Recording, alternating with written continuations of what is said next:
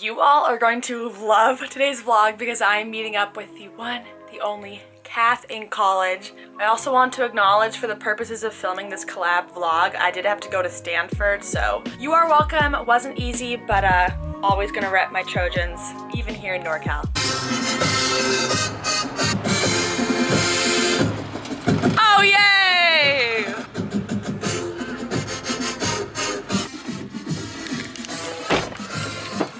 What is this music? Oh my god, so glad I just cleaned my room because yesterday it was atrocious. But This is so cute. I have a ton of art. Oh look! Relevant. Gus got me this for Christmas. What the heck? It's an old poster from 1958 of when USC plays Stanford. Wow, a long time rivalry. Tradition. Yep. Wait, what are these condoms? Yeah. Oh my god. Why does it say gummy candy? Because there used to be gummy candy. That's really deceptive. See, then you can like come to my room and be like, oh yeah, I'm just getting gummy candy. Oh, yeah. This is adorable. First, I'll ask you questions that I personally, as a viewer of Cath in college, would like to know. Oh shit. Then I'll field questions that were submitted to me. Okay, the first thing I was wondering was, so it took us about 10 minutes to figure out how to even set this filming up. So how long do you spend before a video just figuring out do you plan oh, I'm gonna talk about this, I'm gonna film the laundry room, and this is the music I'm gonna use? Or do you just kind of no. Oh no, I need to make a video. Sometimes what looks like one day is actually 3 days. But do you wear the same clothes? No. Okay. But I also just change clothes throughout the day because I'll go to the gym and then come back, shower, and change and stuff. So that's not. But you don't think about a week of oh, my next vlog is gonna be on this topic. No, normally, so what I'll do is I'll just if I'm going to something interesting, I'm gonna bring my camera along and I'll film it. Yeah. And then I'll just sort of accrue different things that are going on throughout the week. And then I'll sit down and I'll actually have a list. I'll be okay, I have this 45-second clip of me opening mail, this 2-minute clip of me going to this event on campus, and then this 3-minute clip of me talking about this new product that I want to talk about. But I'll basically pick 4 that work well together, string them together, throw some music on it. So it's not a day in the life. It's composite day in the life. It's many different days in one life, yeah, okay. I would say. Okay, now that you're a junior, what did you think Stanford was gonna be like before you came here, and what was it actually like? / what surprised you, what was different? So what I was expecting and what I was pleased to find was true was the extreme, especially compared to where I'm coming from, the great deal of diversity that's here. And also just this sense of intellectual curiosity, intellectual vitality, people really just embracing this nerd culture. That's bred into it. You don't get in here unless you have that. That's on the application. and it's awesome because it was, before coming to Stanford, I never, ever found myself in an environment where it was this cool to be smart and this cool to want to have philosophical debates over dinner, and that was just a foreign concept to me, which I would have loved to have done in high school, but I just wasn't exposed to that. So to be thrown into this environment, I was just giddy from day one about being at Stanford, because I'm wow, I'm surrounded by my people, this is so awesome, you know what I mean? That's so cool, because I was just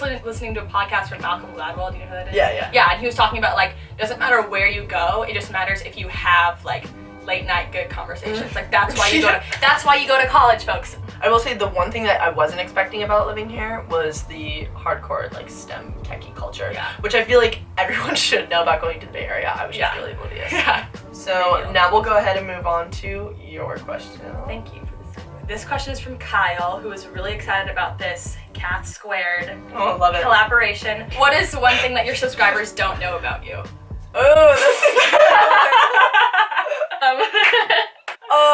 If only. Poignant question. The things that you want to respond to this question are not the things you want to share, because obviously there's a reason you don't know that. If you don't know it, there's a reason. The main thing that my subscribers don't know about me, and I talk about this with every person that has watched my YouTube channel and then meets me in person, is that I'm a lot more vulgar in person.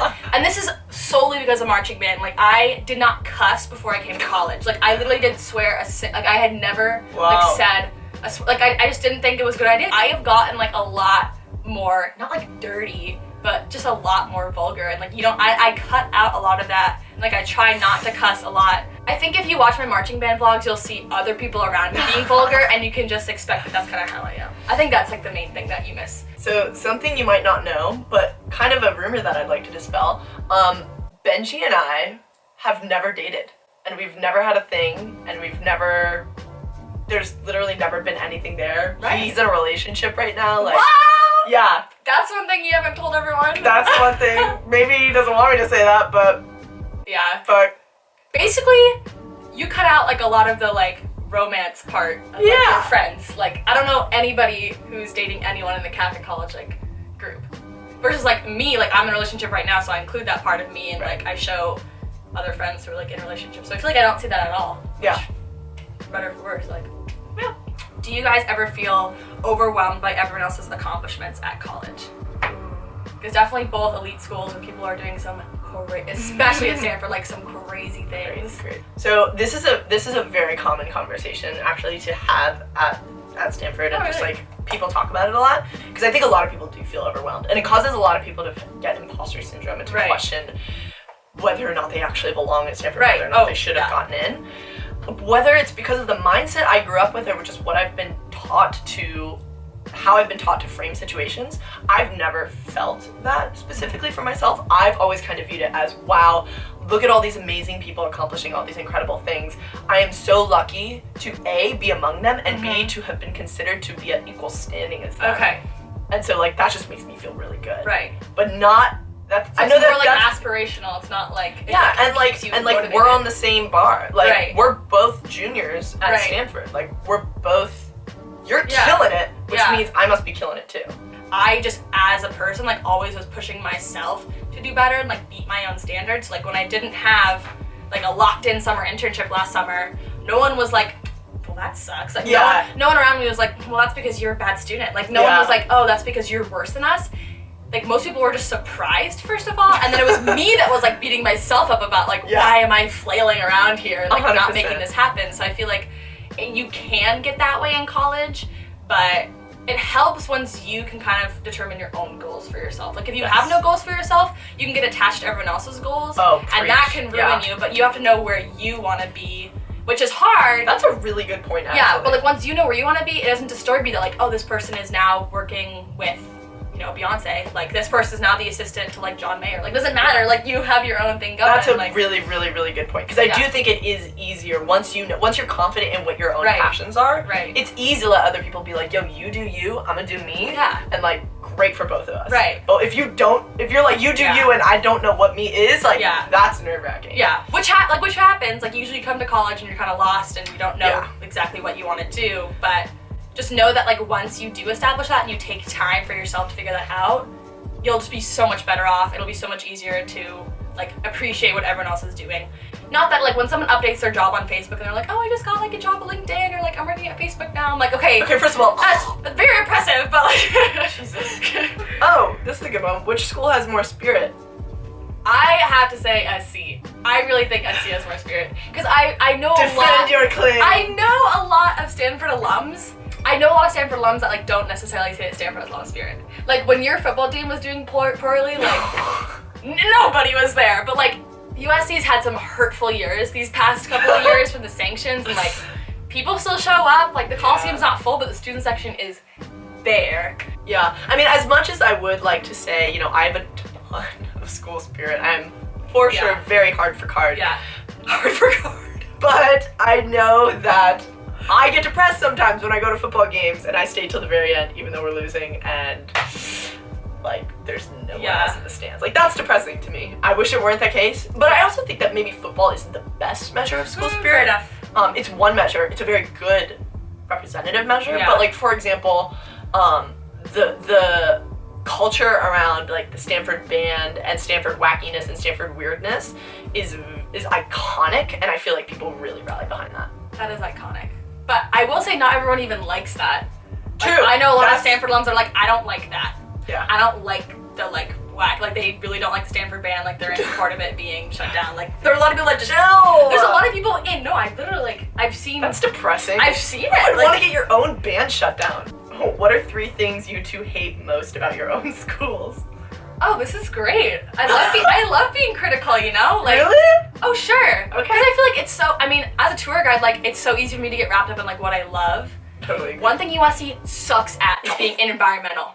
We have 0 solar panels on any of our roofs. Oh, Do you know that's how many days of sunshine we get? Like 320 plus. Yeah. Like there's so much energy not being consumed by our roofs, and it's a disappointment daily. So that's like the number one thing that like I've signed so many petitions for. Like I'm so upset about it. Number 2, our health center is like really bad. Like has misdiagnosed tons of people. Oh. Just never. Oh yeah. Like if you go there 3 times, one of those will be a misdiagnosed. Like I have no problem like just completely just hating on Engelman. They like really suck. So I found a great healthcare provider in LA though. So if you want the hookup, I'll let you know. They're really good. Number 3 on like a very just like low key note is just like none of the buildings are open on the weekends. So if you need to do Oh, that's real. none of the buildings are open on the weekends, and there's only one building open past like 10 p.m. So just like capacity wise, not a great place.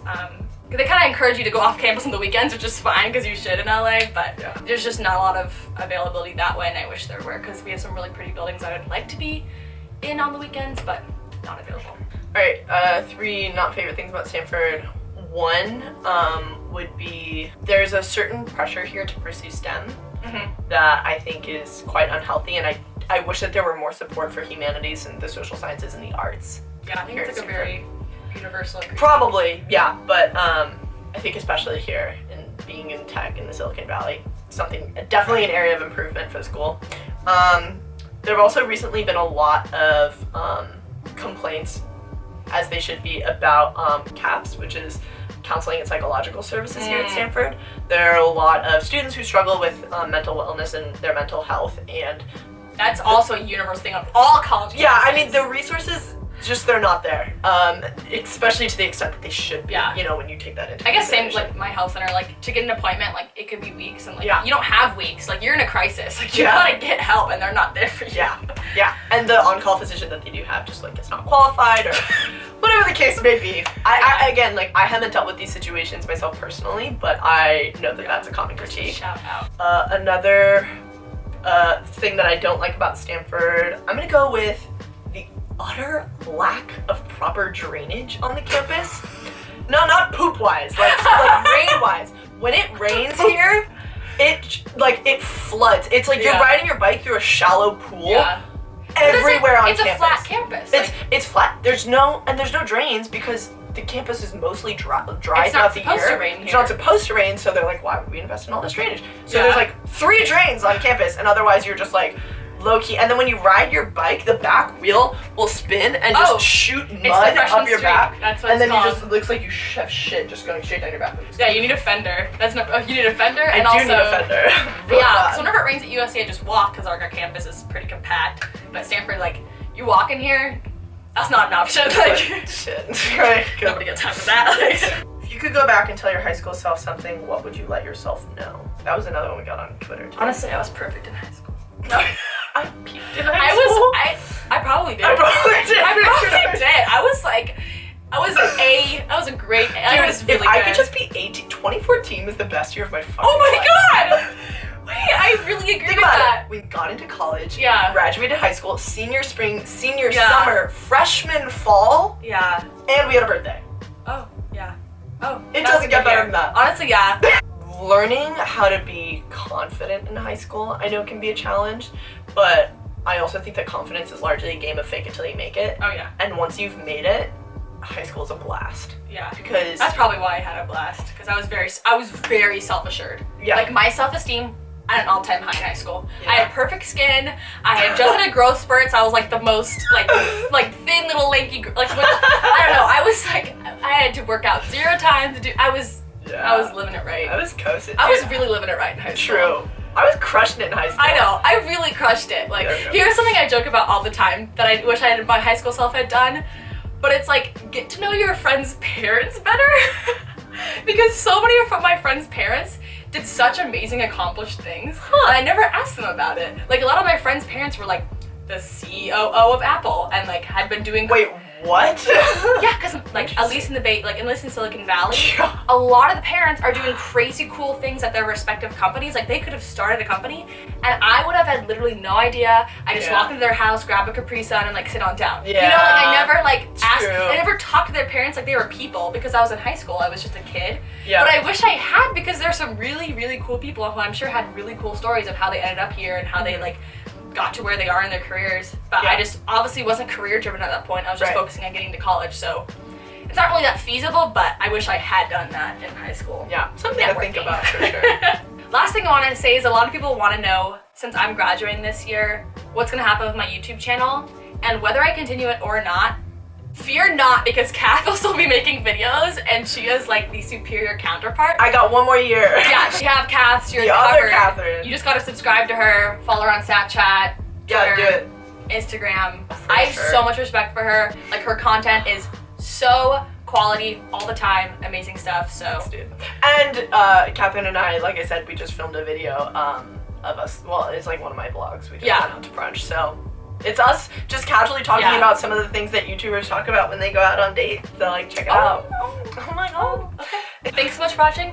I'll see you all next time. Cath out. Katherine out. Hey!